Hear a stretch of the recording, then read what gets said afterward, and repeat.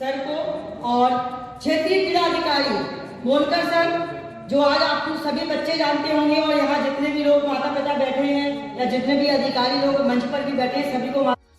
उसमें कहीं ना कहीं किसी न किसी रूप से मैं भी उसमें भागीदार रही हूँ, क्योंकि मैं जब उस बच्ची से बात करने गई थी, इसमें दीक्षिका नाम की बच्ची का जो जिक्र किया है, और मैं पटेल सर को, रवि सर को पिछले कई सालों से जानती हूँ। मतलब ये मलखम तो अभी मुझे लगता है 20 साल 15 साल से यहाँ पे शुरू हुआ होगा,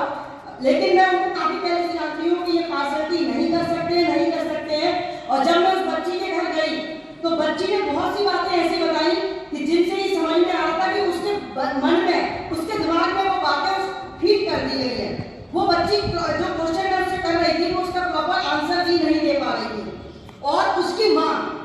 बीच में, मतलब हम लोग बात कर रहे हैं दो लोग, मान लीजिए आपको कोई पीड़ा है तो आपसे मैं बात कर रही हूँ, तो आप ही बताओ बेटा कि आपके सिर क्या बीती है, तो बच्ची को बोलने नहीं दे रही थी। तो मैंने उनकी माता जी से कहा कि आपसे मेरा विनम्र निवेदन है, आप उस बच्ची को बोलने दीजिए।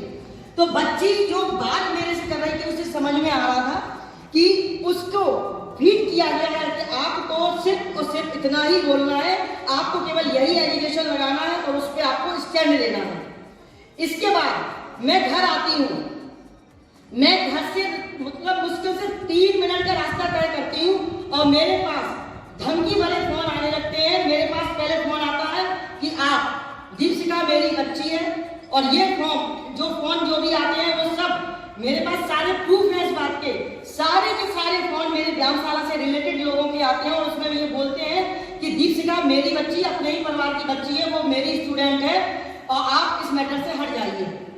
आप हमारा साथ दीजिए। हमारे और आपके संबंध 20 साल पुराने हैं, 25 साल पुराने हैं, तो आप उनका साथ क्यों दे रही हो? मैंने कहा नहीं, मेरा अपने घर का भी अगर कोई बच्चा गलत है, मेरा भाई मेरा बेटा भी गलत है, तो गलत ही होता है और सही ही होता है। अगर उन्होंने झांसी में मलखम को आज इतना स्थान पहुंचाया है तो मैं सबके साथ खड़ी हूँ। तो बच्चों में आप लोगों से भी कहूंगी, वो कोई कितनी भी कोशिश करे आप लोगों का हौसला परस्त करने के लिए, लेकिन खिलाड़ी का जज्बा जो है कोई भी उसको परस्त नहीं कर सकता है। आप खड़े रहिए।